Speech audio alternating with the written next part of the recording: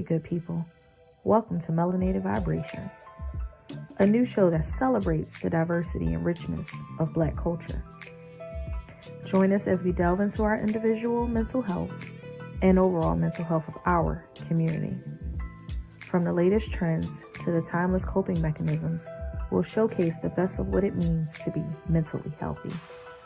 So sit back, relax, and get ready to feel the vibrations of Black excellence. Let's get started.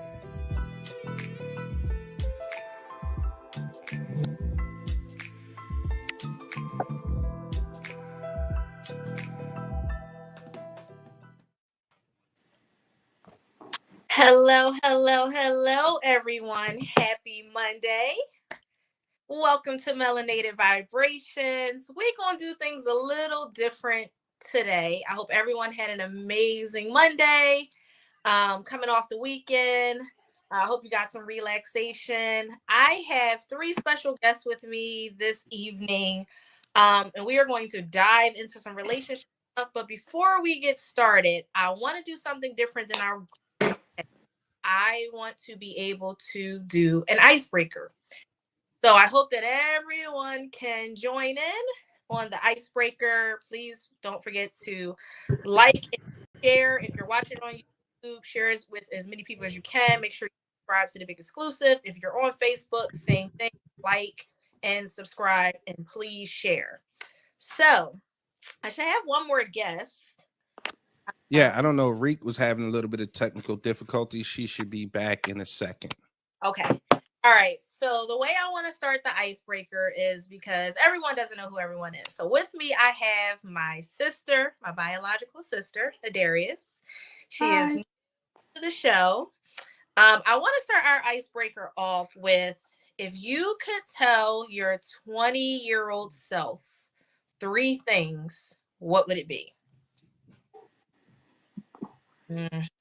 I know, right? We gotta go back and think. Three things we would tell ourselves. You got your three things? I got three. Yep. All right. First then. Number one, don't take his number. If you know, you know. Number two, stay in school. And number three, I would say, how do I say this? Listen to your gut. Don't listen to nobody else but your gut. Yeah. Big Exclusive, what would be your three things you would tell your 20-year-old self? I would have definitely would have stayed in school. I would have told my 20-year-old self to go for it. Like, stop being so conservative about everything in your life. You can't control everything. And without any big risk, there are no big rewards. So, I missed out on a couple things. I don't have any regrets, but there's a couple things I missed out on just being way too conservative. So I would tell them, stay in school, take those big risks, like swing big, and also to make sure, above all else, that you don't go work for anybody else. Mm-hmm. I feel like work. I've been working since the age of 13, and I feel like it stole a lot of my opportunity to accomplish so many more things just based off what I was taught growing up. Now, again, my mom, God rest her soul, she did the best she could as a single mom, but she didn't understand that you could actually work for yourself and be your own boss and make a living. We was always taught, go work. You got to go work, and you retire, like you get you a good job. No one ever told us what a good job was, but you had to go get a good job and you work to support yourself, and then you retire and I guess die. And that's definitely not the life I wanted to lead. So I would tell my younger self, stay in school, take those big risks, and be your own boss. It's okay. You can make it. You can do it. Okay. Three things I would tell my 20-year-old self. I'm gonna be honest. I don't know if stay in school is gonna be one of mine. Given like I have a master's degree and it's great and all. But honestly, like just in this whole like trying to transition to another job, I found it extremely hard. Because in my mind, I'm like, I got a master's degree. Like, y'all should be paying me this, and the job should be knocking on my door trying to get me. And it was like, no one cares you have a master's degree. So that wouldn't be mine. I would say definitely listen to your gut. I think we all have like the spirit of discernment, or like kind of knowing when things just aren't right. Or when we should just step out on faith and take a leap of faith. So definitely listening to your gut. Um, invest, invest. I don't know about that Bitcoin stuff. I don't know too much about it, but invest stocks, CDs, bonds, whatever, savings accounts that allow you to have a certain percentage of dividends that you can collect every month. And what would be my third thing? I don't know what I would tell my 20-year-old self. Oh, enjoy life. Life is so short. And what I've learned and I've been learning is God is like literally plucking people off of this earth. And life is too short to do anything. So that would be my three things. Enjoy your life, because you only get one life.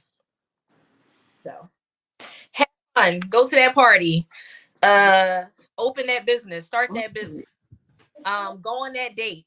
Whatever it is that you want to do. Like travel, get on that plane, get on that train ride, do cross country, like whatever it is, just do it.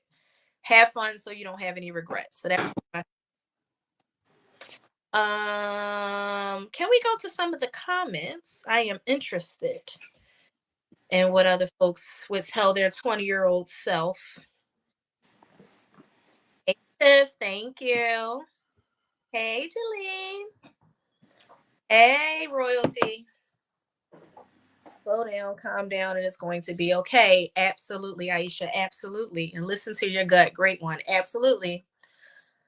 Go for it. Absolutely. Don't go hard on yourself. Leave Philadelphia. Agree. And don't get married so young. Definitely. Make smarter decisions. Don't close down because of how you were treated. Live for you, and don't let your environment control your feelings or moves. Absolutely. Absolutely. Don't be scared to follow your heart. Take those big risks. It's worth it. And love yourself more. No one is going to love you the way you do. Agree. Facts. Keep paying those loans. Prioritize yourself more. No one is going to get you but who you are. Get out. Yeah. Get out to me. Yeah. And multiple degrees with no job. Absolutely. Enjoy the moment. Nobody loves you like you do. You're amazing now than always, and be better with your money. Yes. Hey, best friend. Yes. Please share. Please like and share with as many people as you can. Tonight is going to be good. We are going to talk about relationships, past, present, hurts, healing. Hey, Hannibal. Hey, Creamy. All right. All right. So that was like the icebreaker. I still want to, of course, do my setting my intention. So what I am bringing into this space is excitement. I am very excited to have my guest on the show this evening. Very excited to have my sister on the show. So hi, sis. Yes. So that is my intention. I am bringing excitement into the space. What do you guys bring into the space?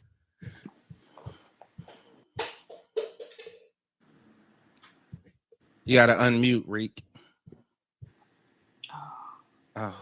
I think they accidentally hung up. Some friends aren't forever friends. Please enjoy it and at any time or whatever you decide. Commit.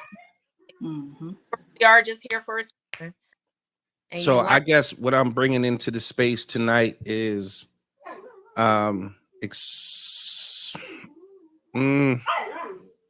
barking dog. Ella. Hey, Ella. Cameron, can you quiet Ella for me?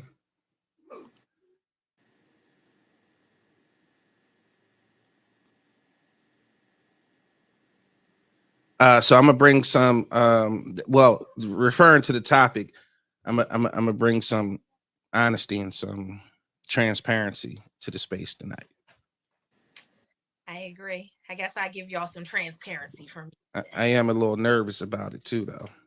Don't be. 'Cause I just don't know how far we gonna go into it, but I'm here for it. I'm ready. Listen, we don't have to go too far. You have yes, growth best friend. We doing it. We out here. We blending relationships and whatnot. I mean, we can do a part 2. I'm okay with that too. But sis, what are you bringing into the Depending on how deep it gets, we could do a follow-up tomorrow on my show. I agree. I would say my true authentic self. Yeah, so for all of you guys that don't know my sister, she's crazy, crazier than me. And her mouth is I disagree. I met her at the adult game night.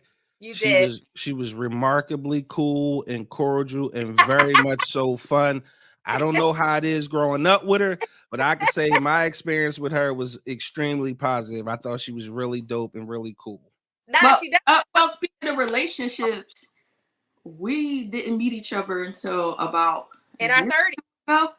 Couple years ago. We did. I knew of her, but I didn't know her. We like crazy Dom, but she crazy. So I'm probably worse than her. Now, Lillian, I don't think you've ever seen Crazy Dom, so no, we don't like Crazy Dom. We love Melanated Vibrations Dom. We love Therapist Dom. We love Host Dom, but Crazy Dom, yeah. Why? It's fun being related to a therapist. Sure. No. I love Therapist Dom for sure. I'm just saying they've never seen Crazy Dom. Yeah. So no. Bring that out. Yes. Again, put that comment up from Creamy. Happy birthday. Happy belated birthday to the big exclusive. Happy birthday.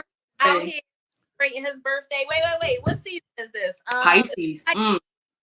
Yeah, we don't like Pisces. We don't do Pisces. So when the Pisces is in control, you don't blatantly just say you don't like Pisces in this Pisces season, and I got all of this shit and all of this control. In true Pisces fashion, I'll shut this shit down, okay? Don't do me like that. Don't do me like that. That was so real. Like a mess. No, what we saying is, okay, we love you, but we know a Pisces that's not too fine. I know a couple. Well, okay, I'll take it back. As long as y'all love your boy, it's all good. Yeah, big exclusive. We love. Ain't he petty though, Creamy? Wasn't that some petty stuff? Like, just Thank you, Jaylene. Thank you, Creamy. Thank you, Tiffany Ann. Thank you. All right. You are too kind. Thank you for coming back with us, Reek. All right, so the icebreaker I do want you to answer is, what is 3 things you would tell your 20-year-old self? Take a breather. I was real engulfed into work in my early 20s. It was a very emotional time for me in my 20s. So I would just tell myself to take a breather, enjoy being 20, so. Okay. Yeah. Okay. Yeah, I like that. Take a breather. Is there anything else you would tell your 20-year-old self other than take a breather? 2 more things. 2 more things. Don't. Thank you, sir. I guess travel. Enjoy life. I think I was so serious for so long. I had to co-parent, so I was very mature. I kind of was just about work and trying to succeed at a young age. So I would tell myself to relax, take it easy, and be 20. Just simple things. Trust in people. You live and you learn. So I really wouldn't take any of that stuff back. You're a tender 20. So you're gullible to certain things. You tend to believe certain things and certain people, and you still got to get your feet wet and trial and error. So I wouldn't take any of that stuff back because you need it. But just take it easy. I've always been uptight, so I would tell myself to take it easy. I love that. I agree. I wouldn't take anything back either, right? Because how do you learn life's lessons if you don't? Right. Yeah. All right, so we're going to dive into the topic tonight. I'm grateful and thankful for all of you for joining me. We're going to talk relationships. Wait a minute, you got to. I got my loosen me up some a little bit. Damn. Tiff, love you too, Tiff. You know. Okay. Oh wait, yes. What is your intention? What are you bringing into this space? Respect. Bringing respect in. I love this. Shannon's the only guy on the show, but we're not going to be with all the buttons either. So we never know.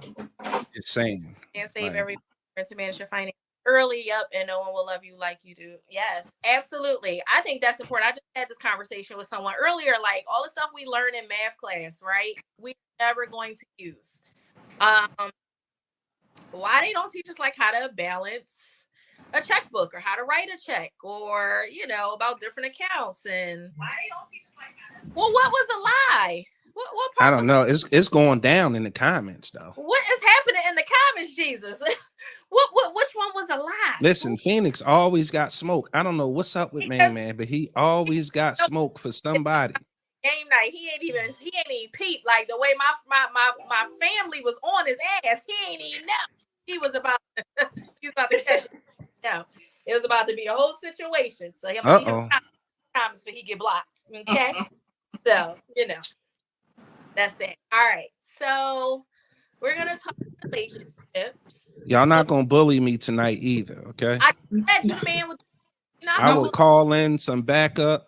I will call the troops in. You ain't said nothing slick. I got my White Claw, but I don't have a straw. So pardon me, ladies. I don't have my straw, so I'm sipping from the can. But I am a lady.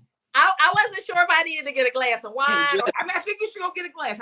I'm not judging. Prepare yourself. I drink beer. I can't judge. I think you should prepare yourself. Mm-hmm.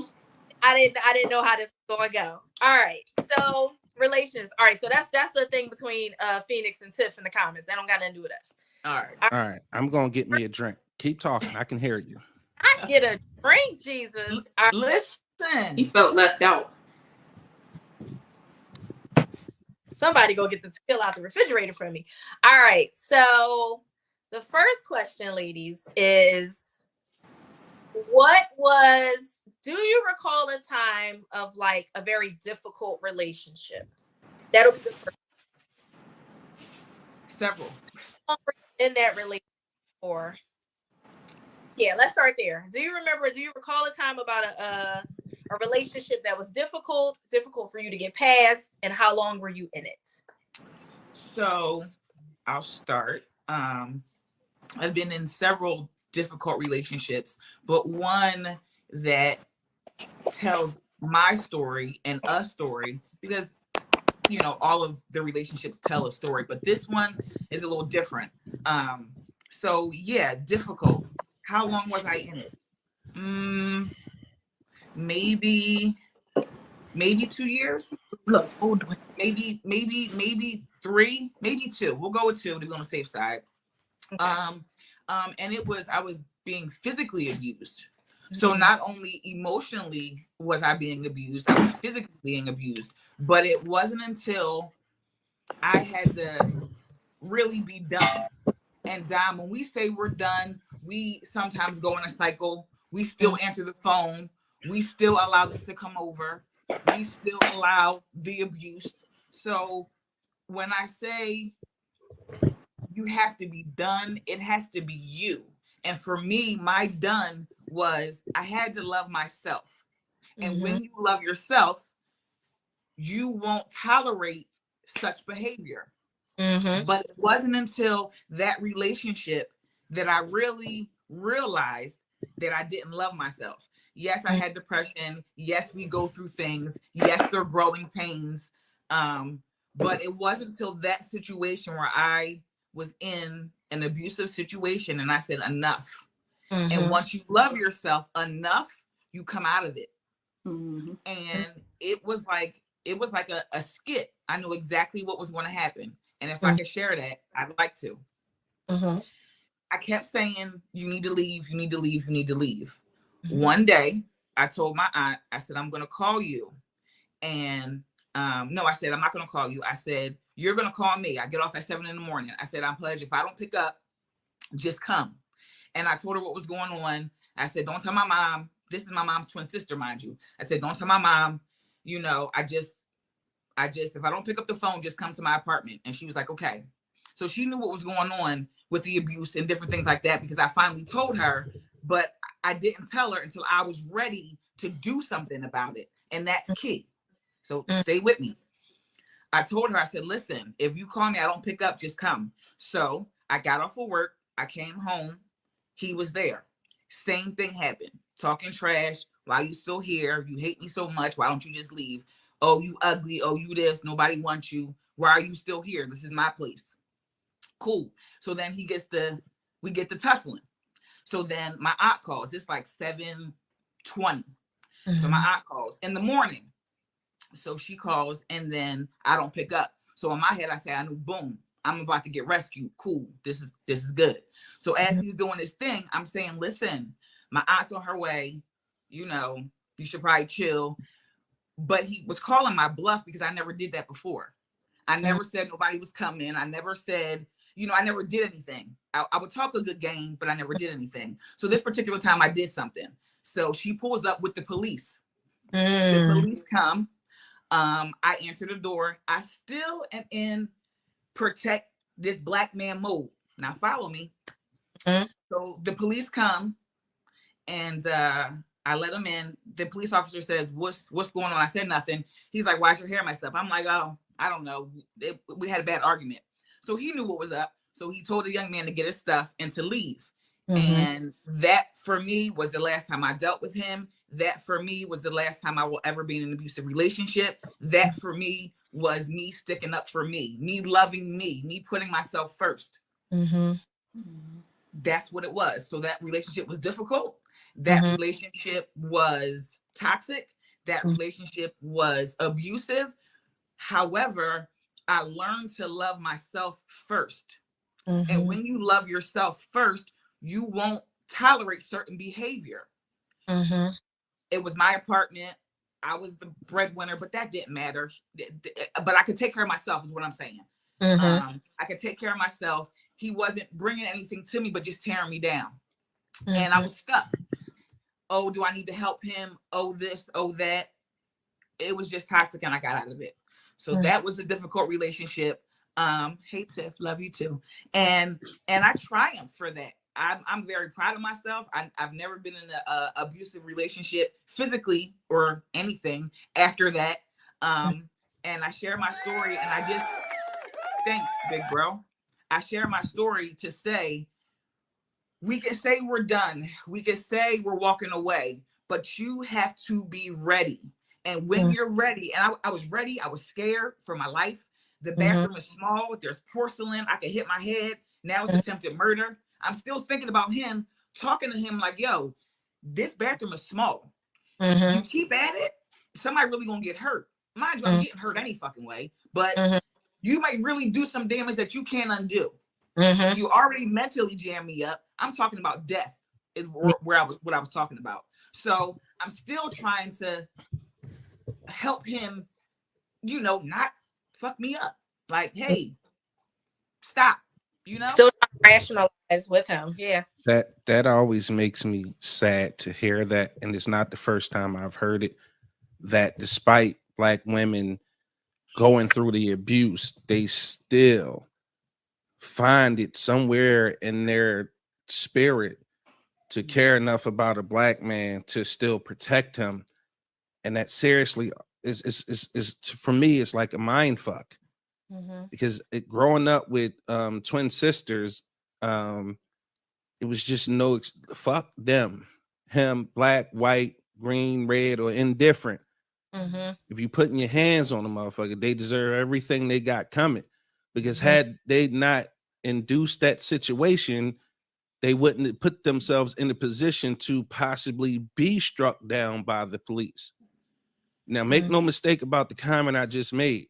This is not for innocent Black men who are robbed of their lives and whose families are suffering because of the hands of some overzealous, racist, bigoted cops. This is not what I'm saying.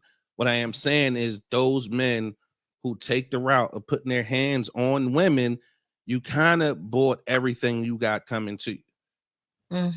And that's just the way I feel. Like, men, I challenge any man. We could debate that all day long. It's just no reason to do that. Right. And I had made a comment on my show, and then Dom, I'll give you back. I'll let you speak. I made a comment and I said, I can't be that void, or I can't be, the kid who went to Glen Mills. My brother went to Glen Mills. I didn't mean anything slighted by that. I meant that I can't be the nurturer for everything. Yes, I'm sorry that you went through the things that you went through. Yes, I'm sorry that you had the upbringing that you had, but I had some stuff going on too. And I think growing up, because I did a lot of nurturing to my brothers, or just been that older sister, because I'm the oldest of the two, that I naturally maybe attracted, the man or the young man that needed the mothering. And, so I take responsibility for that, but it wasn't until, I realized I have to love me, and that man or that person that I'm going to be with has to respect me, and respect comes with love. So that's what I got, Dom. Thank you. Absolutely. Thank you for that transparent moment. Let me just say that. Thank you for sharing. I'm not sure how many times you've shared this, but I know it can't be easy. It may be even triggering. So I am grateful for you sharing. I don't know if anyone out there needed to hear this, if this has helped anyone, but I sure do hope so. Thank you so much. I appreciate you so much. Who's next? Difficult relationship, and how long did it last? I'm my show. So you can go. Me? Shannon. Anybody? I was about to say. So my most difficult relationship happened, I would say, when I was younger. I was 18, 19, dating an older woman. And to her credit, she kind of expanded my horizons as a whole, as a human being, period. Because a lot of things I didn't know and I didn't understand, because my life consisted of the neighborhood where I'm from, down the bottom, 41st Street. And those, that 6 to 8 block radius was my life, beginning to end, from basketball across the street in the playground, football, and the lot up the street, hustling. The store was a block around the corner. So my whole universe was that neighborhood. And she kind of showed me so many more things. She actually introduced me to a lot of culture, a lot of cuisine, a lot of art, plays and musicals and different genres of music that I wasn't accustomed to. But it was this really difficult relationship because she was older. I was 18, 19. She was in her either late 20s or early 30s. And it was really difficult because the majority of our relationship, she made more than I did. She already had like a salary job, right? And I'm out in this world in the streets. And on paper, she definitely made way more than I did because I always had a job. Like I said, I've been working since I was 13. And one of the things that attracted her to me was the little bit of edge I had because I was in the streets and I was making money. But it was always a point of contention as well. It became very, very toxic because it was always this superiority thing she had. Because she introduced me to so much, she always felt like she could talk down to me or whatever I did was never enough. And for me, that it became very toxic because the way I began to act out was I began to step out. And that was toxic behavior for me, but I'm young. I don't know any better. I don't have any coping mechanisms or coping skills.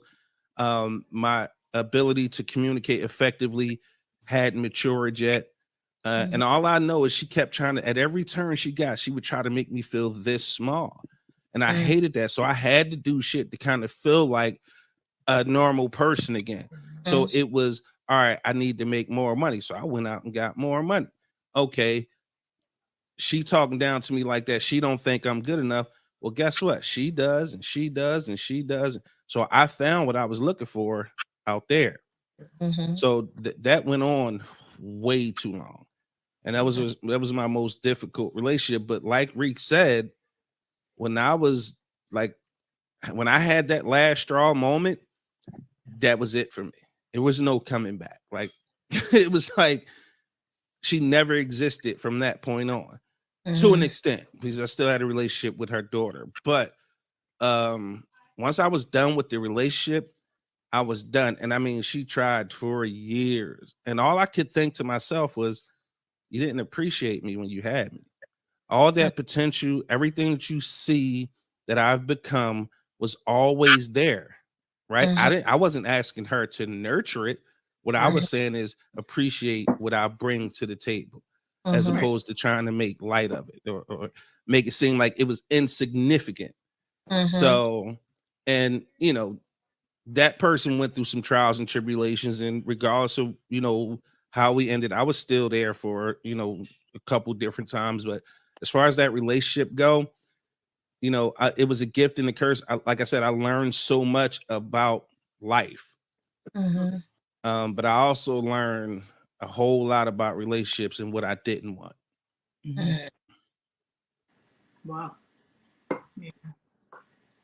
Thank you for sharing, Shannon. Thank you. You're welcome. Darius? All right. I would say like I'm gonna go to like a pivotal moment. I'm not even gonna go to like the last straw. Well, it's kind of like the last straw. I think after I had my daughter, I had a C-section. So I went into labor, but I had to go into emergency C-section. So my body was pushing the baby out, but I still had to go into a C-section. So I realized I didn't feel good. So I wanted my mom in the room, and my mom was like, okay, I didn't have this baby with you. I'm not being there. So she was like, let him do it. I was like, okay, whatever. I want my mom, but whatever. I'm just going to go with it. So he's sitting there. He's in the room. He don't give a damn about how much pain I'm in.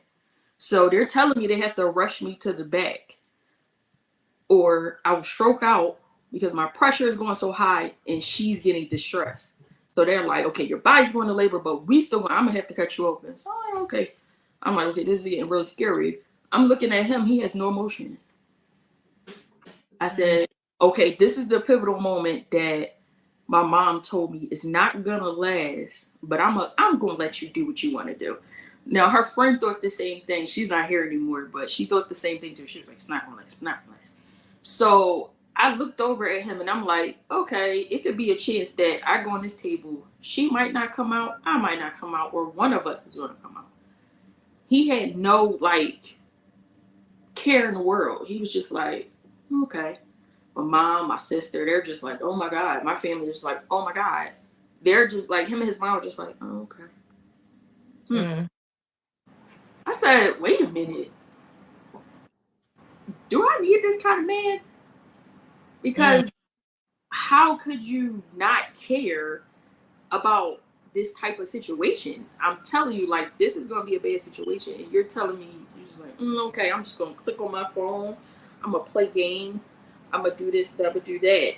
Which leads me to my next point. So the things that I learned from him was, do not be with a man and his mom is not a good woman.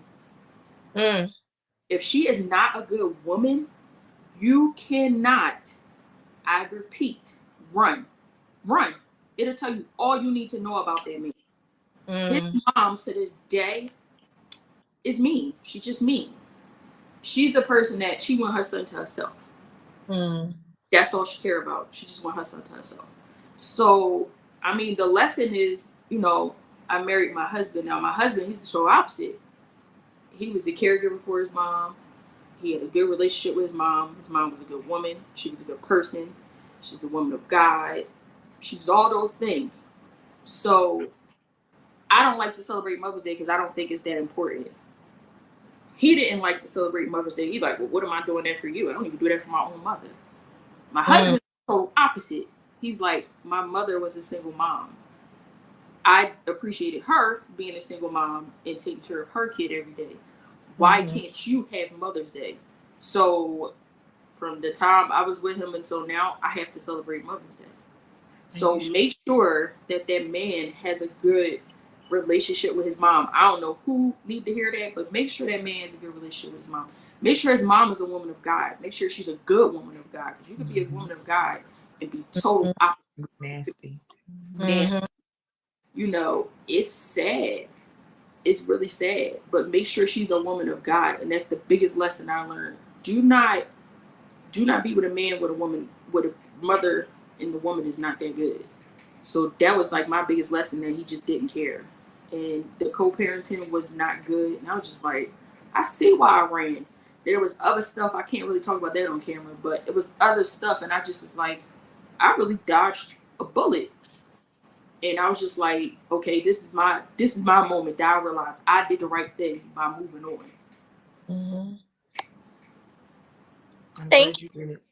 Yes, thank you for sharing.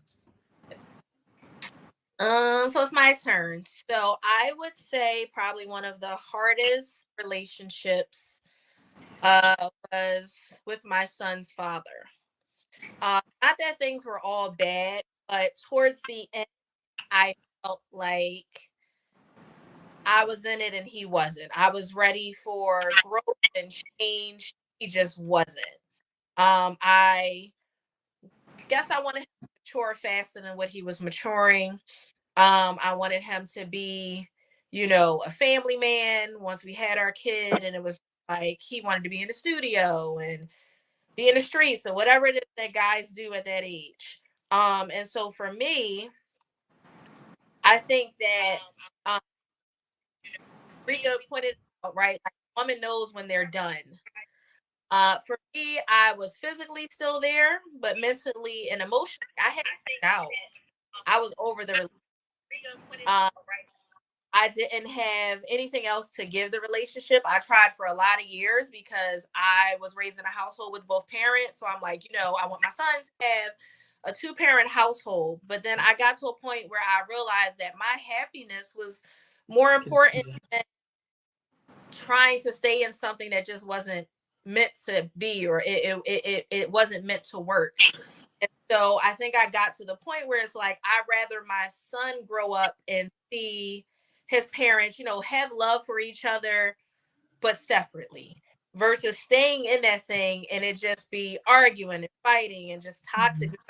I didn't want to raise my son to think that it was okay for a woman to talk to a man like that, and vice versa, for a man to talk to a woman like that, because we're upset and emotions are high and emotions are flaring. And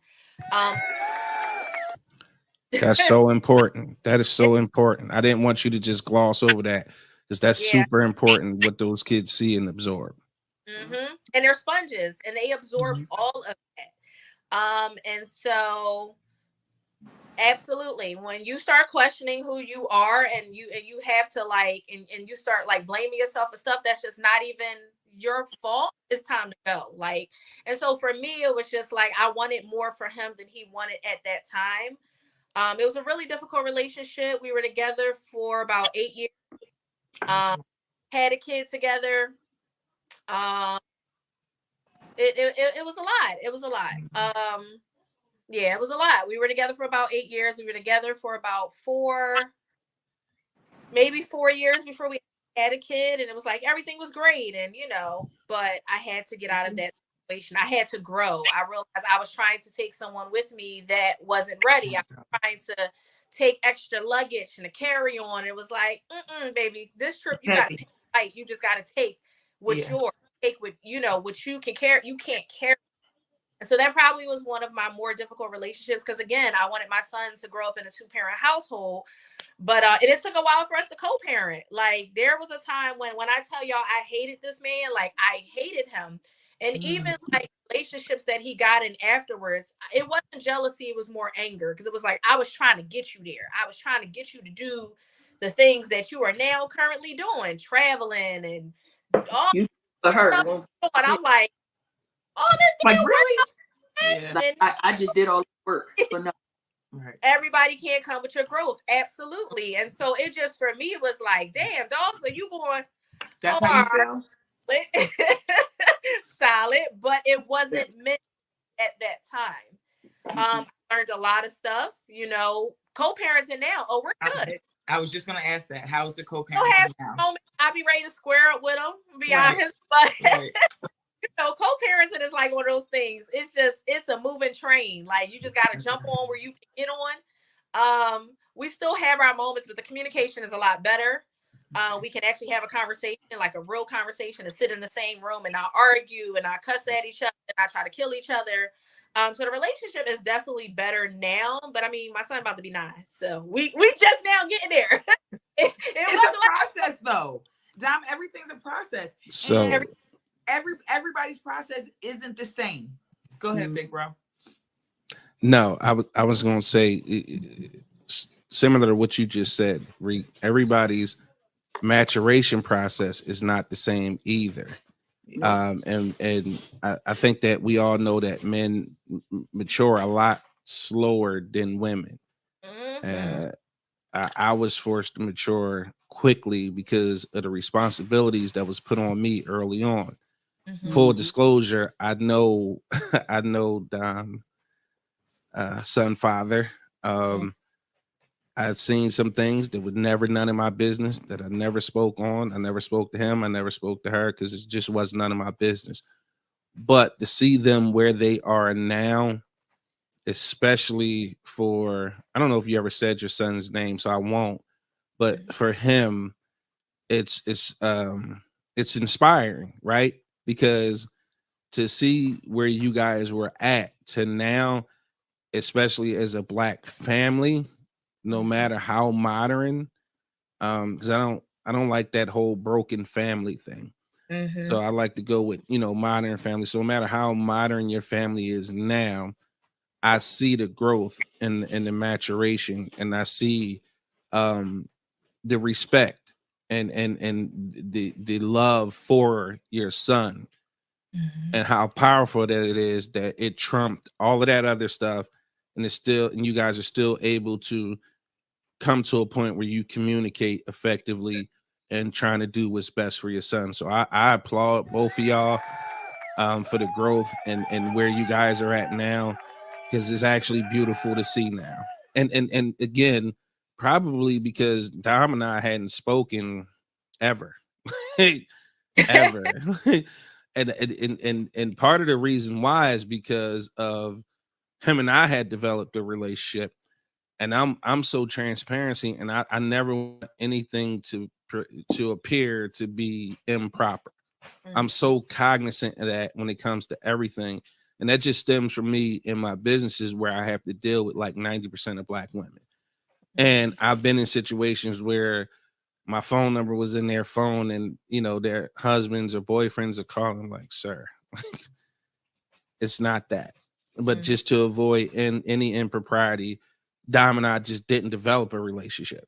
But me seeing their growth and the respect level they have for each other, and the respect he has for me, getting to know me a lot better, is good now. He did cuss me out a little bit for having her on the show and not him yet. I'm like, bro, you don't have anything going on right now. Whenever you're ready, you got something going on, the door is always open. But the whole point to that diatribe was to say, I love to see how you guys have grown and what you're doing with your son. Thank you. I appreciate that. It ain't been easy. But then I realized, I know. The way this custody set up, if I go to jail, he got to go to him. Yeah. No. Orange No don't look options. at me, and neither do stripes. Can I pick it off of that? Can I pick it back off of what you said? I'm on the other side of the co-parenting for reasons of, like, I can't say because I don't know who in here. But my child's father is not allowed to be alone with her. Let's just say that. So he's not at that maturity level. I appreciate that they're at that maturity level. I've only met him once, but he was very nice. Now, she told me about where they were before, and I love that they at this point. I love that for my nephew. I just want him to be happy. Now, for me, I'm on the total opposite. If I see this man, I might go to jail. real about it. That's how much, how can I say, bullshit that he has done to me. He has done to my husband. He has done to my daughter. It's okay that, you know, it don't go the way you want. Because for years, I mean, I was in court for like 6 years, going back and forth, back and forth, back and forth, back and forth. I wasn't putting these petitions on me. He was putting them on me. So he had a point to make a punishment out of it. It was almost like, because you won't come back to me, I'm going to punish you. Not only am I going to punish you, I'm going to punish her too, because I just feel like it. So we're in year 6 or 7. He hasn't spoken to her since like 2020. And we were in court at that time. I had finally got to a point where I was like, I have to let this go. This is going to consume me if I keep trying to force him, force her, and it was like every step of the way. If you meet my daughter is very outspoken. I'm that way, so she's even a bigger outspoken person. She like, look, I don't want to deal with this man. You keep forcing it on me, and I don't want to do it. And I'm just like, you know what? I'm going to let it go. I'm going to let it go because I'm forcing her. So it's okay that it don't work out to where y'all friends. I think we will never be friends. The things that he has done to me and the things that he has done in general will never be okay with me. And it ain't like I don't forgive him. I've totally forgiven him. It didn't work out. It didn't work out. But it's okay that the co-parenting relationship does not be that black household that you want, that you don't want that broken household, because in the blessing, I picked a better man. I prayed for a better man, a better male figure, because I was like, this one is messed up. I need a better one for her. So we just talked about that. I said, I made like a Sierra prayer. And I said, my first part of that prayer was a better role model. I don't want her to see a man that's inconsistent. So now she thinks that like he like Superman to her. Like, you can't tell her he can't fix something. When she come to him, she like, oh, I can fix it. If he say, she be like, but you can fix it though, right? You can fix it. So, you know, their relationship is that way. But it's okay if it don't work that way. You know, it's also okay. You know, let it go. Like, don't hold on to it. I am in year 2023. This started in 2018. I just got to year 2023 to say, you know what? It ain't work out. I tried. I can't with this man. This man wants to punish me so bad for leaving him alone. I can't do it no more. So, you know, on the flip side of that, you can walk away and be totally happy. And if you see them, it's just like, and I've seen him in so many instances where he just walk right past us. I don't even feel as angry as I used to. Like, that's the other side of the co-parenting, where you just learn to just be like, you know what? I'm gonna let it go. I ain't gonna hold no grudge against this man. But the other side is good too, but this side is awesome when you can just let it go and just be like, you know what? All right, he can go his way, I can go mine. I can live my life, he can live his. He's married now. I'm glad that headache ain't on me. That's it. Right. Absolutely. Growth. So you Rika and my sister, you actually touched on kind of the next part of what I wanted to go into. The second question is, so we've had these tough relationships, stayed in them longer than we probably should have. Let's talk about the healing process. How easy, how hard, what did you have to do? Have you healed from it? Are you still going through that journey? Because, you know, when we talk about mental health and how these things relate, going through those breakups when you've been with a person for so long, or you've put your all into this person, or you've even, in a sense, lost who you were being with this person, can cause some mental anguish when it's all said and done. Whether you break up, they break up, you know, some people slip into depression, some people's anxiety skyrockets. Some people really just lose. They can't find their way. They don't know who they are without this person, no matter how good, bad, or indifferent the relationship was. So talk to me about the healing process and what that was like for you. So, my girlfriend, so the cops came, put him out, boom. Then, my girlfriend was very candid and very, bold, if you will, and was like, you know, you keep attracting the same type of man. You wouldn't know what a good man would look like if he slapped you in the face. And I'm like, no, it's not that. Just chill out. She was like, you want something to take care of? We're gonna get you a cat. So I got a kitten. And that's love. big bro, it's a whole. So got a kitten. I got a little house for it. I got all the glitz and glamour. She was like, you want to spend your money? You spend it on bum ass niggas? No, get the cat a princess castle and all this shit. So my cat had everything. Then and this leads into how I met Tim. Then we were driving and she was like, oh, there goes my cousin. Now Tim is in his work uniform on Brown Street, you know, looking like a snack. And, West Side. And we pulled up on him and she was like, you know, this is my girlfriend, blah, blah, blah, whatever. So we pull off and she like, see, boo, that's a good man. He had his work clothes on. He spoke to you. Da, da, da, da, da. So I'm like, okay, whatever. So this guy takes like 2 weeks to call me. So while I'm healing, Dom, you know, I'm not calling you. Yeah. Because it's about me. Because at this point, I'm not tolerating anything but what's good for me. So at this point, Tim can't burp without saying excuse me because now I'm disrespected. Now I'm up in arms and he like, boo, you didn't went through all this shit with all these other people and now I can't burp without you. You're disrespectful.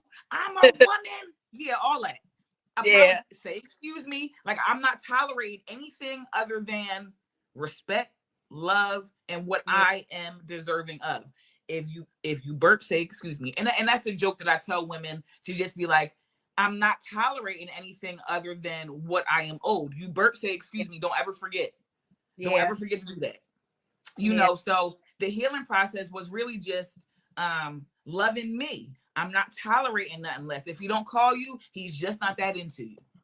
His loss. You work, you don't have no kids, you're the bomb. And I had to tell myself that, you know, that's a little older, showing my age. But I had to tell myself that, like, yo, you're it. You're a catch. You don't have to settle. So he finally called. And, you know, I just really kind of put myself first. So that was my healing. Self-care, self-love. Self-care has been a journey for me. I fall off, I get back on, you know, but I have to remember no one's going to love me more than me and God. Yeah. So that's what that was. Yeah. Shout out to Tim. I mean, I be about Tim. Yeah. He's all right. Like he's a real one. He's never physically abused me. He's so protective, and I don't get this part. So big bro, you can probably tap into it. He ran into the knucklehead who did whatever, and Tim is still like bothered by it. So I'm like, it was before you. I didn't know anything. We didn't know each other. Why, when you see him, do you want to like do something to him? Can you answer that, bro? Yep, man. So, but it was before me. So like, just leave that. Like, it's not. So, but listen, I mean, we hear you, and that's your perspective on it. But once you develop the kind of love you have for somebody, it's not as easy to let go of somebody hurting or abusing them or putting them in a position where you were in a position where y'all could have never met. Like at this point, Tim feels like this is it. This is my person. This is who I was waiting on. And this ignorant, disrespectful fucker almost took her away from me. And then beyond that, knowing somebody hurt somebody you love, it's not as easy to let go. And you could say it was before you. Point that being, my train of thought. Yeah. So he has to feel like that, because at some point, regardless of how much healing you say you did, Tim couldn't burp without you feeling disrespected. Where does that come from? That man hurt you that bad, and he feels some type of way that somebody has that effect still on his woman. Now you can say, I don't believe in no such thing as fully 100% healed. Okay, me neither. I just don't believe that. Right. Yeah. So we all still, it's for me, it's a never ending journey. Just like I feel like life's purpose is to always learn and experience. Yes. You never stop learning and you never stop having experiences. Right. I think that's what life is about. And to have somebody go through that life with you that you care so deeply about. And as a man, that nigga feel like he may have one up on you. Tim can't allow that. He can't allow that, because again, you're still triggered by some things that he did to you, whether you realize it or not. That's your person, that's your man, that's your fiance. You don't think he knows that? So in his mind, he like, yo, that bitch ass nigga gotta pay for that. You see what I'm saying? So, and it's not about whatever Tim does to that guy isn't going to take your triggers away. But you need to know, and it's Tim's job to make you feel safe as well.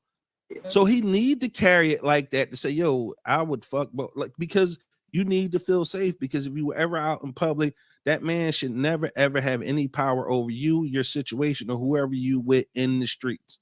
So Tim got to carry it like that, because if I'm with Tim and we see the nigga and Tim want to jump, we going to jump, because at the end of the day, you are the love of his life. And again, violence is not the answer. It's never the answer. Okay. I don't condone it. Point is, where I grew up, if Tim jumped, I don't have a choice but to jump, or me and Tim got to fight. I don't want to fight my brother. No, but I appreciate Tim is mature enough. Tim is mature enough to know if he see him, it really ain't about nothing.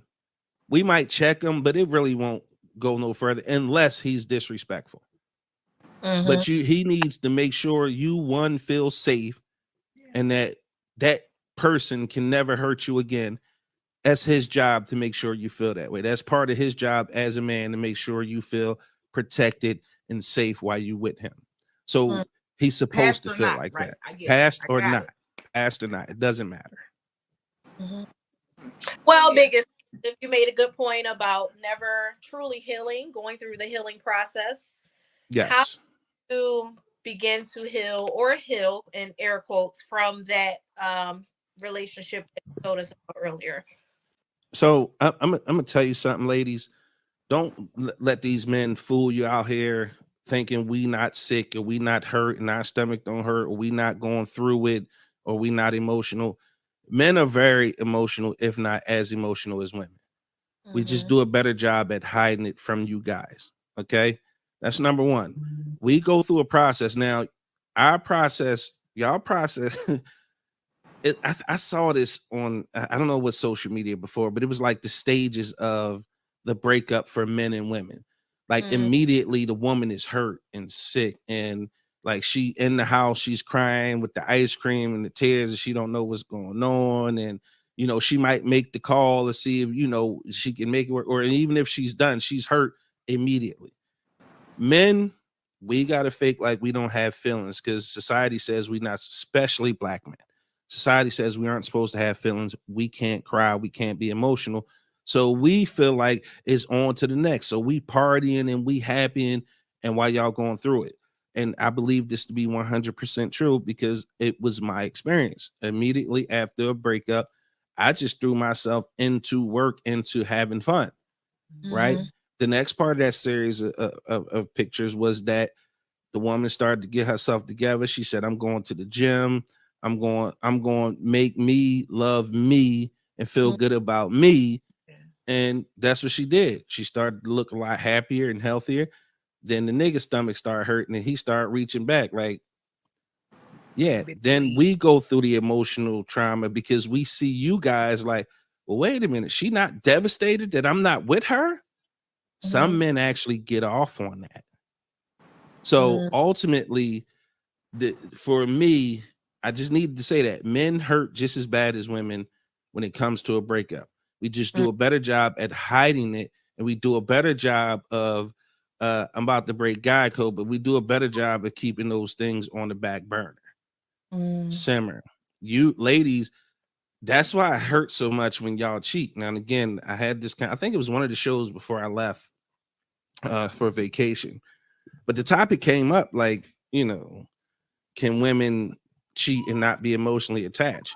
Well, for me, that's that's like yeah, I feel like men can absolutely cheat without no strings attached and have no emotional attachment.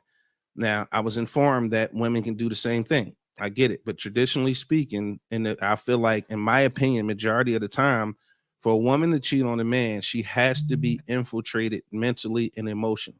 And for a nigga to have that much time to infiltrate your woman's mind and get that emotional attraction where she feels comfortable giving her body, you already lost a player. You done.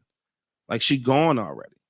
So breakups, now I'm gonna speak from a personal standpoint, from me and how I handle breakups. I don't really handle them well at all, and that's mainly because the last one I had was with my kid's mom, and I didn't want it, right?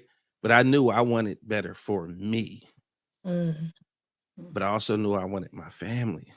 Like I love, everything about the two-parent household, but I also realized it wasn't healthy, and I can't do right by my kids and expose them to things that are detrimental to them mentally and emotionally in the long run. So, the breakup for me was hard in the sense that life the dynamics changed forever, honestly, because that dream. Now, mind you, this is how serious I was about wanting that whole family dynamic. I had my first kid at 33. All of my friends were becoming grandparents at that point. Kind of like, and me, I was just having my first one. My sisters had grown kids at that point, and I'm just having my first because I was so protective, and I wanted that so bad. I didn't want to be the statistic. I never wanted to be a baby daddy. So for me, the condom was king. I didn't want to make no mistakes, no slip ups. I didn't want to do any of that because I knew when I had kids, I wanted to have a family. But life has a funny way of showing you that you cannot control anything. You control nothing. And that was a hard lesson learned. So for me, that breakup was a lot deeper because what I had dreamed of was coming to an end. It was over. So I don't think I've ever really healed from that 100% because I just don't think you can. But therapy and my podcast helped because um I became aware of the fact that it's okay to co-parent. Like that's a real thing and a successful thing if done right. And I always say Tiffany Ann and Mike, so Mike is younger than me, but he was a father before I was. And I learned a lot about being the dad, watching him and learning from him. And then to see, him go through a divorce and the way that they co-parent is so amazing. I'm still learning from them too. That's why I love Tiff and Mike because I learned so much from them. Um, as being a man, right? It didn't matter that they're younger than I am, but they had the experience and they were showing me what the possibilities and the dynamics could be with just a little bit of work, some great communication and some understanding. So the way I began to heal was to begin to what I always do, turn it into work, turn it into like some sort of entrepreneurial project. Like what's the ins, what's the outs, where the examples exist, where is the successes, where is the failures, how can I improve upon those? And I just did those things. From the outside looking in, I might look crazy to some people the way I figured it out or the way it works for me currently, but it works. And I take pride in having those examples in my life that I can refer to. Again, I took some stuff from Dom and her situation, right?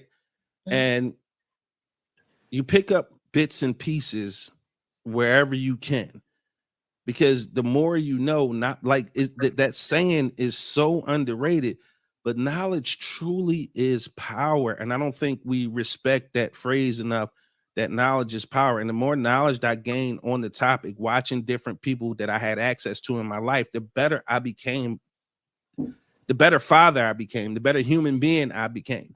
Because now for me is watching relationships. Because now that I feel like the triggers that I experienced in that relationship don't affect me as bad. And I'll equate it to taking, losing somebody, right? That initial shock of losing, like me now, I'm still like in shock, losing my mom. My birthday just passed March 9th. And This is the first time in 45 years my mom couldn't pick up the phone and sing to me happy birthday.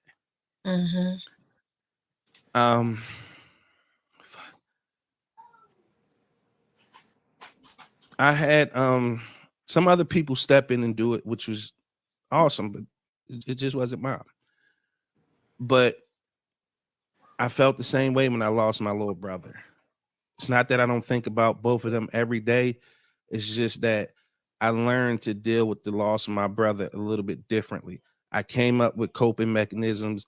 I came up with mental adjustments when I think about him to only think about very specific times that made me happy instead of thinking about him being lowered into the ground. And I think it's the same for relationships.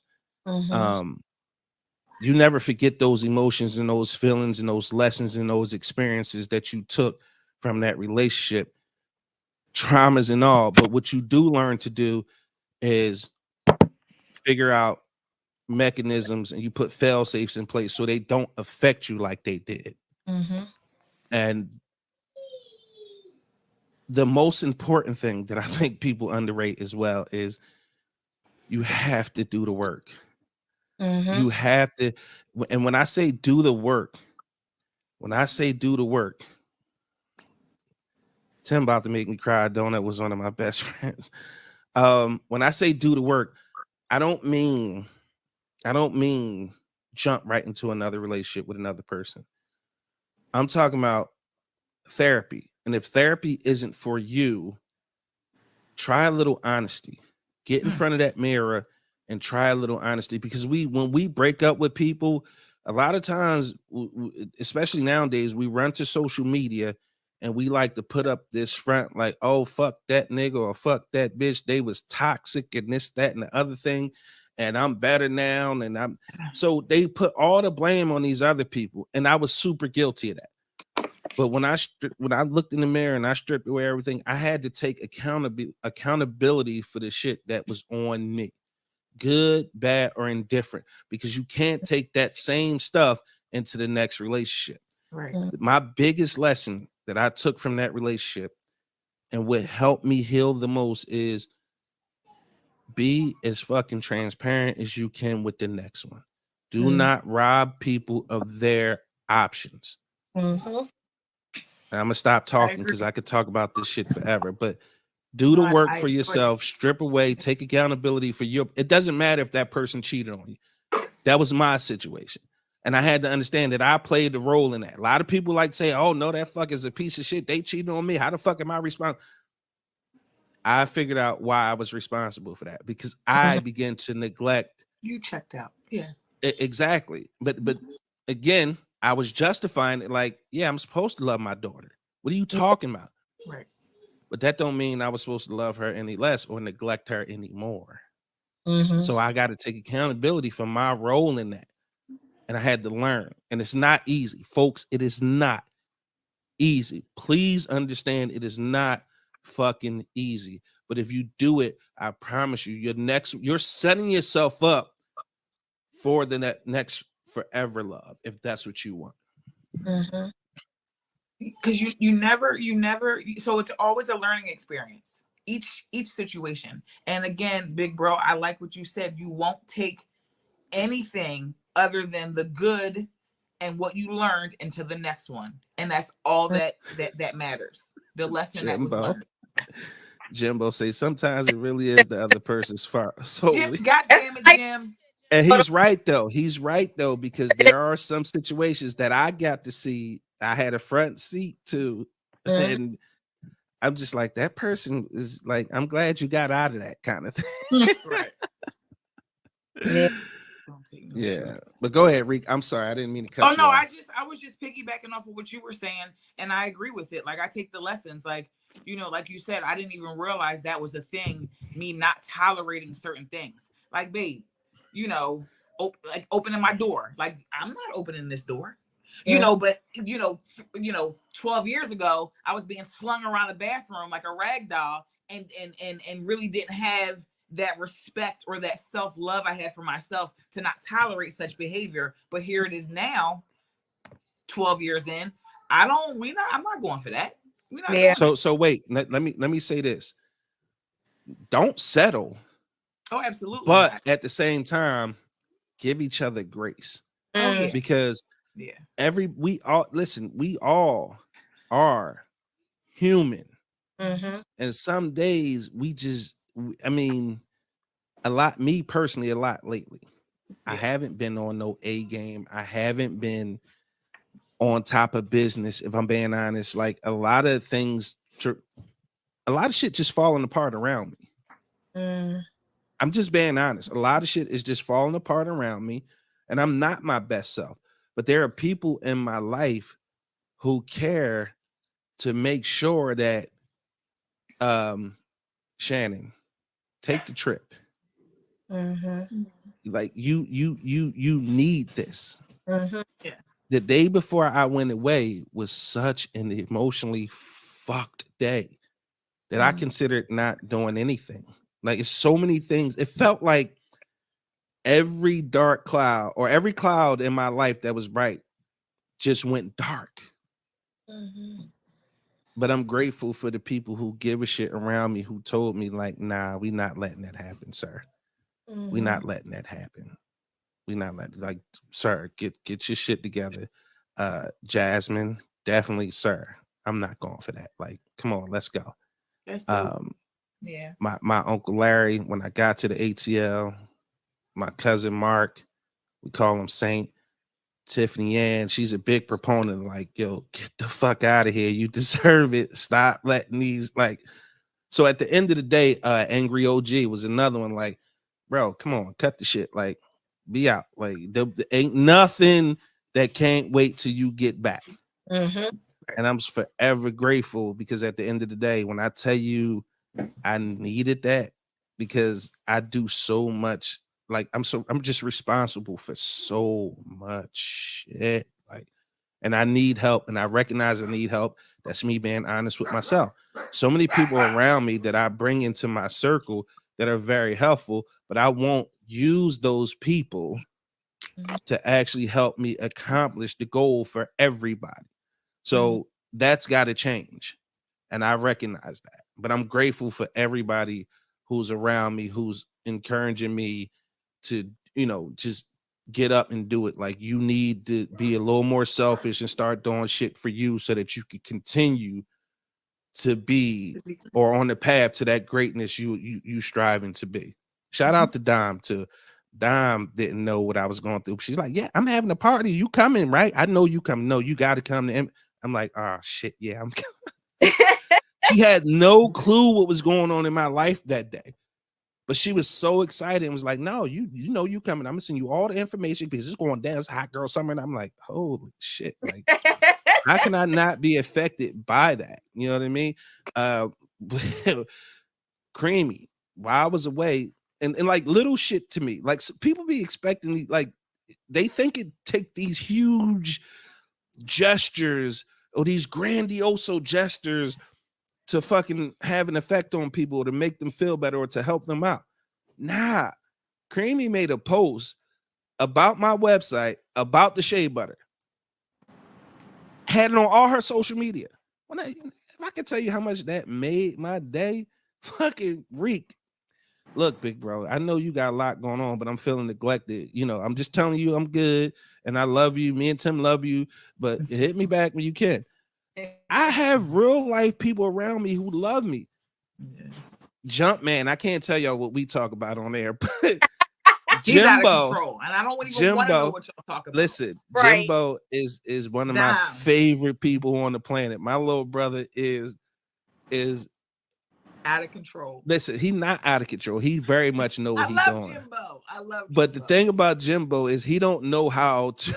He don't know no other way to present it. He only can give it to you the way he know how. He's being himself. Some of the conversations we have, man, I love Jimbo. I'm, like I said, I'm just blessed. Even Poppy will hit me with some super crazy deep ass shit, and I'll be like, oh, I gotta rethink my whole life. Fuck, like, but the people, I'm blessed to have the people I have. Tim, this nigga out his bed, Like, all right, I'm gonna come get you from the bus. All right, bro.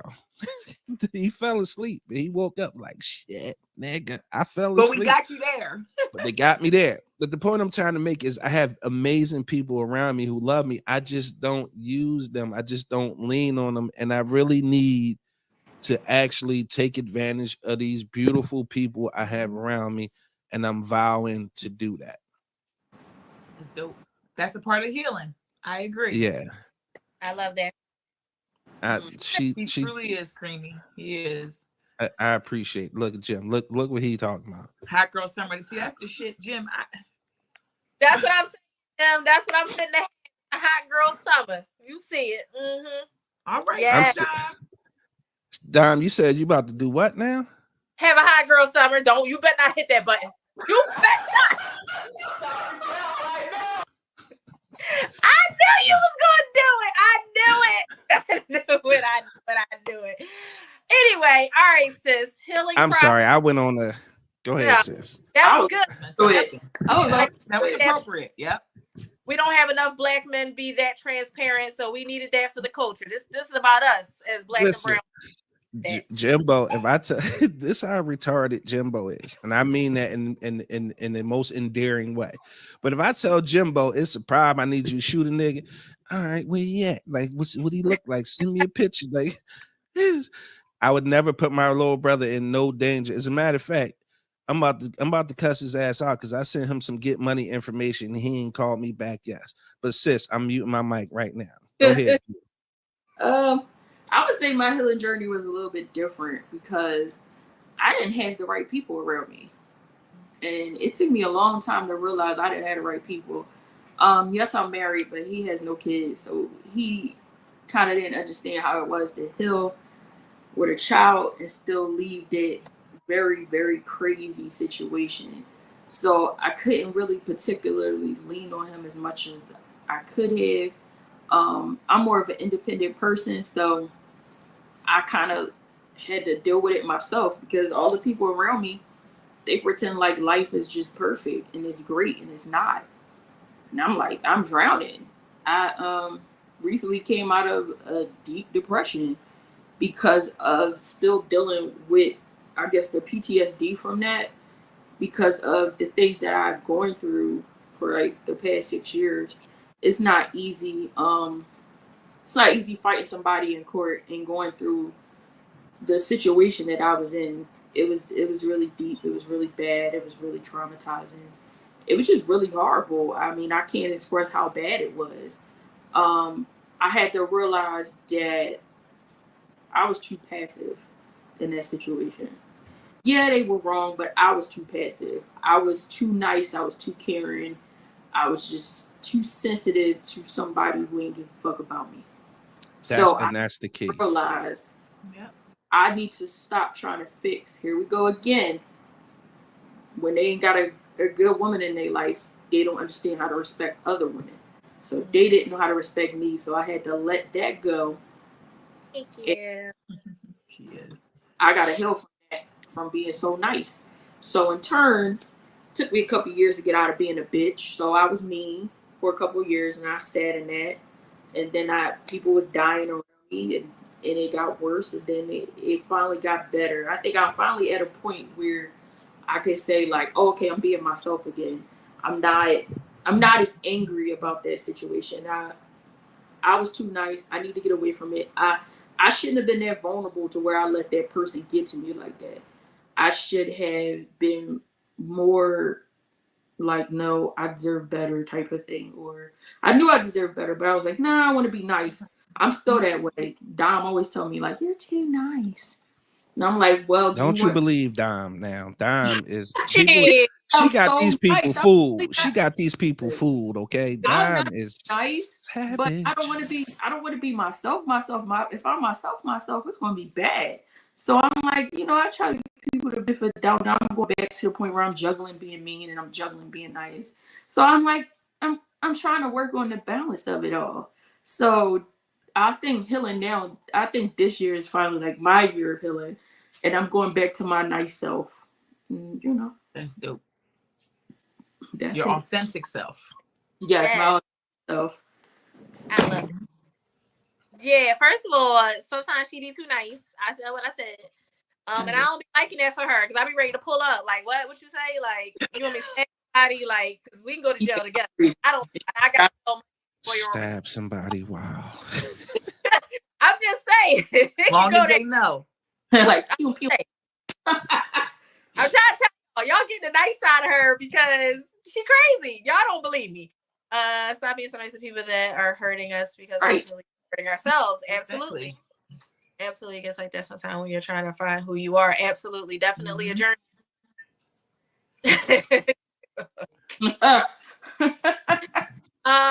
So for me, my healing journey, it was long. Unfortunately, there was a kid. Fortunately, unfortunately, there was a kid involved.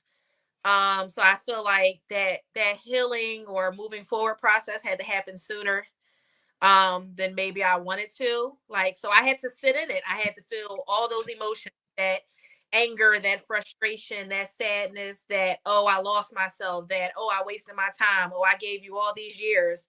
I think once I sat in it and like truly sat in it and felt it, but then I realized like I got this kid depending on me. Because for a long time it was just me and the kid. Like it wasn't like me, kid, and dad. It was just like I gotta pull teeth to get you to do stuff, and this your kid. Like we made this. This is not an immaculate conception. I am not married, nigga. You are not Joseph. I mean, but you know, I didn't just wake up and here we were. Right. So you know, for me, I had to like kind of sit in it, feel it, but still keep moving. Like Big Exclusive mentioned, like staying busy. That was me. Like I'm a new mom. You know, I've never done this before. The kid needs stuff. There were behaviors where he was starting to act out, and I thought, like, okay, these are correlated and related to, you know, unfortunately, his father not being here. So now I'm the one on the phone with the schools. They calling me. I'm leaving work early. Like I'm at these meetings. I'm going to schools after I get off, then work the 8-hour shift and dealt with people all day. So for me, I feel like I had to sit in it, but I couldn't sit in it as long as I probably should have, because I'm like, I have this little person depending on me. But I think that once you sit in it and you feel those emotions and like truly feel them, not try to mask them with other things like, oh, I'm fine or I'm okay. You're not. Like you feel like crying, just cry. Like you feel angry, just be angry. Right. I agree. See, now when I said that, y'all said I was being cocky when I said I was the prize, but that's another conversation. I was there for it, Dom. I remember that day. Oh, Jimbo. Listen, we can pick up that conversation. We could do a part. I stand on what I said. Now I stand on what I said. Y'all know I stand firm with what I say. I don't backpedal. See how greasy she got to say it though. I'm just saying. See how greasy she got. Look how hard she had to go. It's passionate. It's not greasy. She's passionate about what she said. She said what she said. Last week, when a Black woman is assertive or firm or holds her boundaries and insert them, y'all think they're being aggressive. They're being aggressive. Passion. It's passion behind it. It's passion. Yep. Expressive. Yeah. Jimbo, see what you done did, Jimbo. Jimbo, see what you done did. What is getting air for it? Yes, absolutely. Thank you, Tiff. Let me just say, shout out to Tiff. Tiff is, he did not say you cocky. I'll be there too. You can't come on. Damn. Because last week, child, I said, what is going on? Shout out to Tiff. Absolutely amazing. All in the comments. Sharing. Definitely amazing.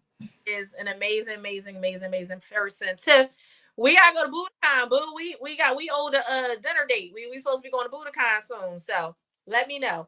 But that was my process. Make it a whole network thing. I'm always down for. Listen, damn, why I got to be a network thing? I was just trying to do. Never mind. It could be the three of us first. Yeah, we're gonna talk some business, okay? And then I'm gonna go sit at the bar by myself and get drinks because I'm having a hot girl summer. So anyway,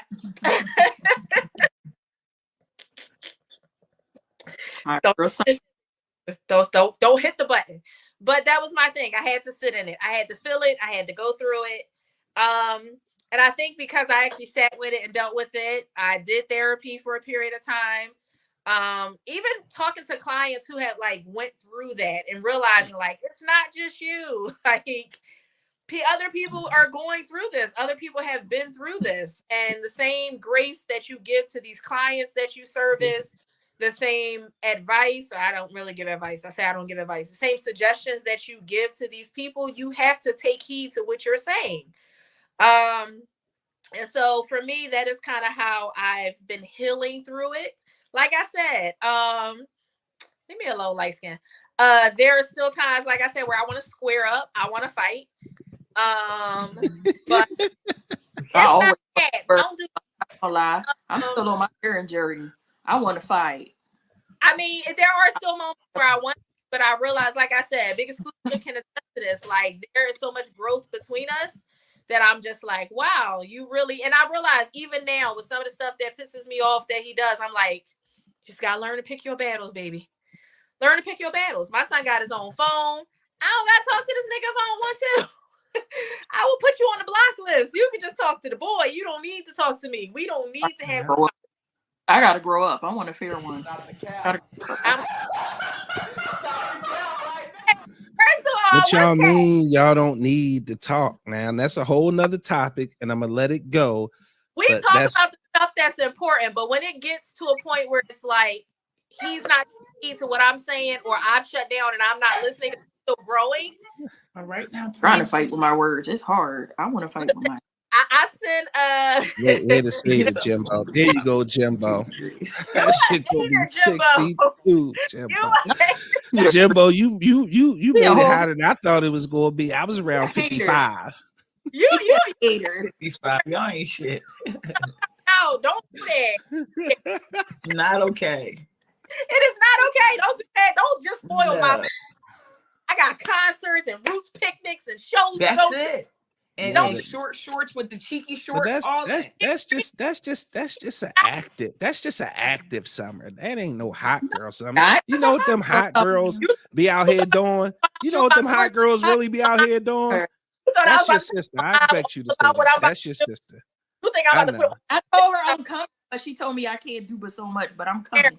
I'm gonna have a hot airy girl summer. You can do everything. You can do everything she doing. Okay, stop the cap. You can do everything she doing because it ain't hot girl. It's just an active summer. Watching me. It's an active summer. Okay. She gonna be watching me because she older. So you know. Be going with your lukewarm girls. You know what? And now I like you too, Jimbo. Like I ain't on the shit list. Like that, I want. Line it up. I'm trying to get flued out and all that stuff. What are you talking? Flued out, yes, ma'am. I get flued out. Yes, ma'am. I gotta do it on my DM right now, looking for a sugar baby. Period. You ain't flying no fucking way. That's how you get kidnapped. Right. You ain't flying nowhere. You actually right. A light simmer. No. All right. I'm just saying. Stop it. You gonna have listen. Just rephrase it, Dom. You're gonna have a fun summer. It's not a hot girl summer. Hot girls out here doing hot girl things. You just gonna have a fun-filled, activity-ridden summer. That's it. Single summer. Fun-filled single summer. Yes. I'll take that. Out there it is. I'll take that. That's what you're gonna have. I ain't there you go. That's it right there. You not fitting to have. I know you. You're not about to have no hot girl summer. Jake the Stallion still my coach though. Like I'm gonna be getting these knees together. I'm gonna work on it. Okay, I'm gonna have these making knees. You know, close to the 40, but I'm gonna have these making knees. Saying. Uh-oh. Y'all not just let me live my best. Jimbo says only a 2-hour drive.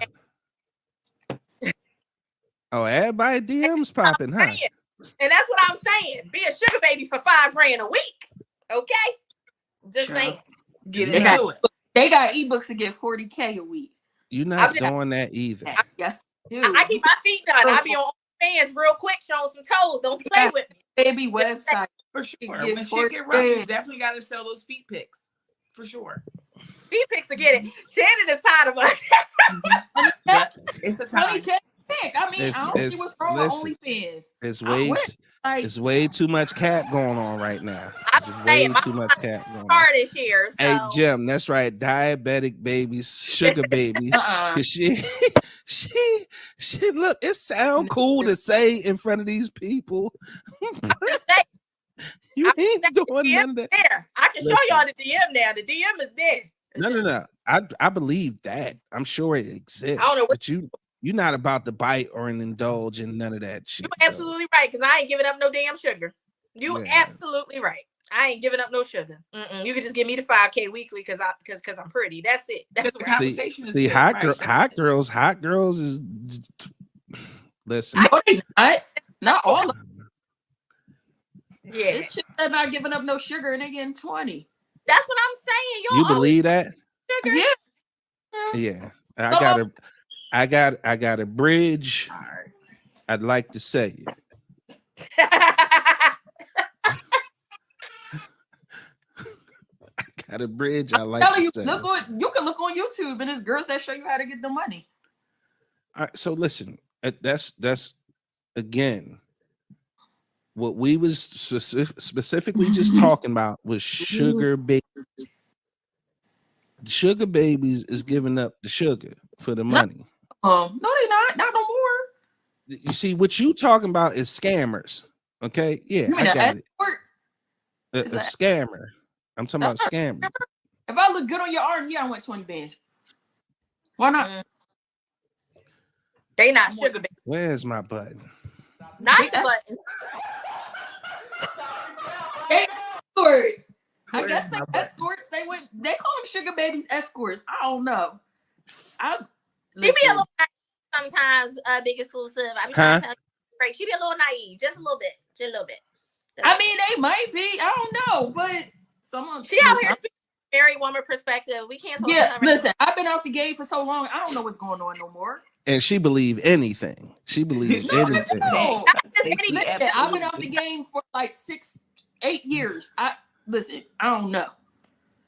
It's gonna be all summer. Yes, it is. Booty shorts all summer.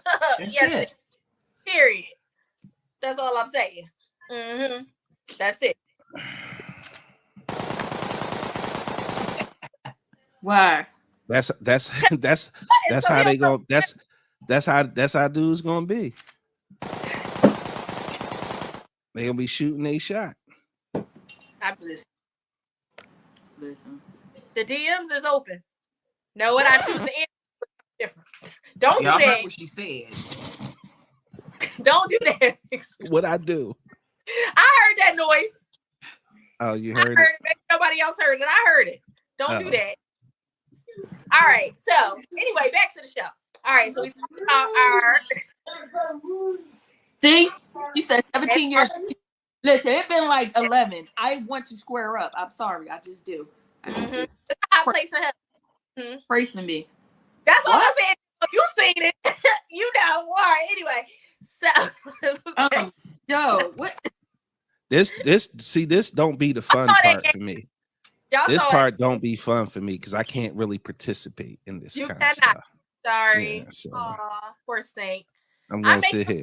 Sunday. There we go. Huh? I'll make you a plate on Sunday. Cool. That's swell. Swell is the word of the evening.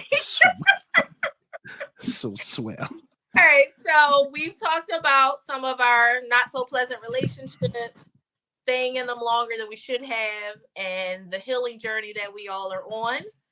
I appreciate you guys so much for coming. No, hold on. We got a little bit of time left. I got questions. Oh, we have? If you don't mind. If you don't mind. No, go ahead. Tiff, I want to play. I'll bring macaroni and cheese. Hey, say that then. Say that then. I'm fitting to have me a delicious motherfucking. And I got 4 bottles of tequila and some wine. So listen, y'all let me know. So, well, damn. What the fuck? 4 bottles of tequila. That's a lot. She sounds stressed. She sounds stressed. So all right. So we have someone here who's married. How long you been married? 8 years, you said? I've been with him for 8. I've known him all my life, but I've been married for 6 years. You've been married for 6. That was, you ain't had to do all that. Just the number of years was good. 6 years. Don't play me like that. No, like everybody can't get a plate, man. Yeah, that ain't Listen, Yeah, I'm like, obligated to a plate first. I can't do nothing about that. That's your sister. Like Yeah, you could tell I'm her sorry. not to give I want me a plate. one, and I'd be fucked. So you more than welcome to have a plate. Listen, and Shannon, Married but 6 years. if you think I could cook, my sister cooked better than me. So you gotta get in the family plates. Nah. I cook better than both of y'all put together. So listen, All right, she been married 6 years. Reek is a fiance, right? And Dom's single. Yes. So we got every stage.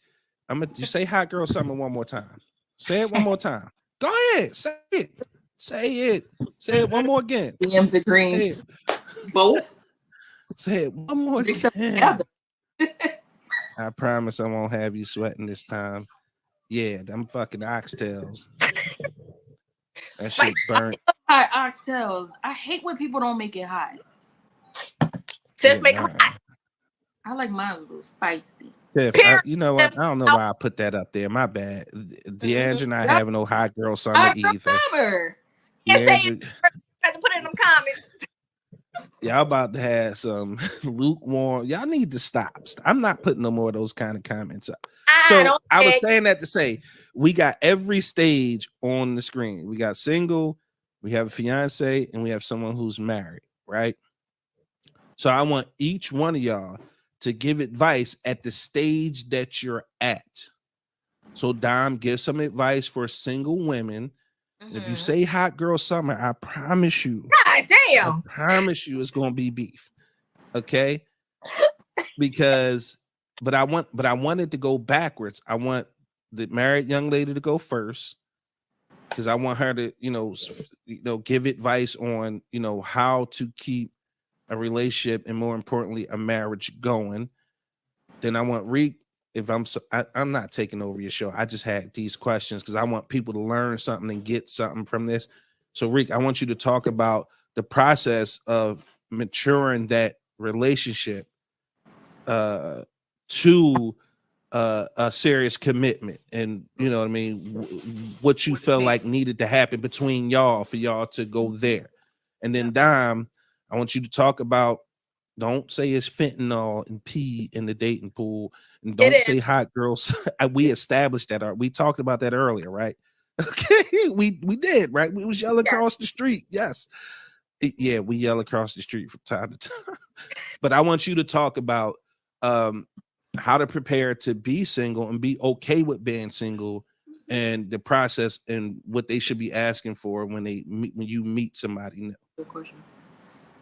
All right, so we're gonna go with the married young lady first. My biggest lesson I learned recently, I always say I'm kind of like the nigga in the relationship because my husband is like out loud. If you meet him, he is more out loud than I am. I'm just like, I don't want you touching me. I don't want to say that. I don't feel like talking. I would say my biggest thing is communicate. Open your mouth. Ain't nothing off limits. If you feel like it's a problem, it's a problem. If you feel like you got to say it, you got to say it. Also, something I see in a lot of women, this is something I'm going to take this from an old head, my mom. My mom is 64 years old. She said, my biggest thing I got a problem with women today, they don't know their place in a marriage. You need to know your place as a woman. She said, I never got married, but this is my advice to you. Know your place as a woman. Stop trying to be the man. I see a lot of women be like, oh, well, I can't depend on my man. He can't do this for me. He can't do that. But if he a man that's providing, ain't he supposed to provide? Why work 2, 3, 4 jobs if your husband is willing to provide? You have to sit down sometime and realize it's not my place as a woman. I need to sit down and mind my business. I was so used to being that outspoken person before. When I met my husband is aggressive. He's like, ain't gonna be none of that. That's not what type of man I am. Ain't the type of nigga I am. So I had to learn to shut up and be like, okay, if he say he gonna pay that bill, if he say it's gonna get handled, give me 2, 3, 7 days, he handle it. I need to learn to let him do that. So it took me a while to get to like, oh, okay, I know my husband's gonna handle it. Because before I'd be like, he a little sketchy. Is this nigga really gonna pay it, or I might have to hustle and bustle to do what I gotta do? I had to learn my place. The biggest point is to learn your place. Also, don't be a nag. Don't nobody want to come home and hear you talk. Shut up. This me being my authentic self. This me being my authentic self. Shut up sometimes. Just be quiet. If he say something, sometimes listen. If you got something to say after that, go ahead and say it. But a lot of times, shut up. Don't fight with no nagging ass wife. Right. So that would be like my 3 pieces of advice of a married woman. Can I? I need to turn this all the way up because you was just dropping. Can I just hit the?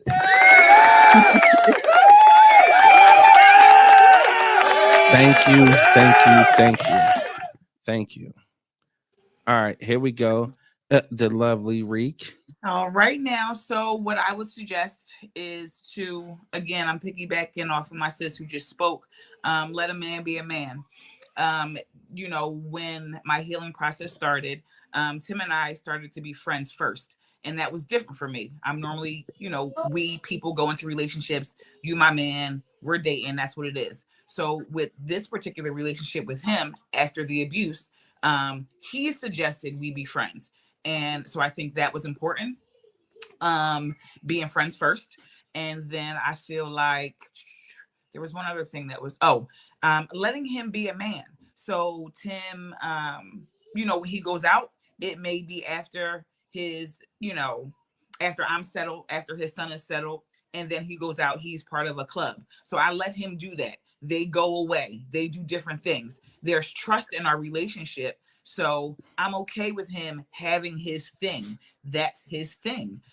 It's important to give a man their time. Tim and I do a lot together, a lot. But it's so important to let a man have their space. If he wants to go to the after hour, go to the after hour. You know, that involves him coming home at like 3 in the morning, maybe 4 in the morning.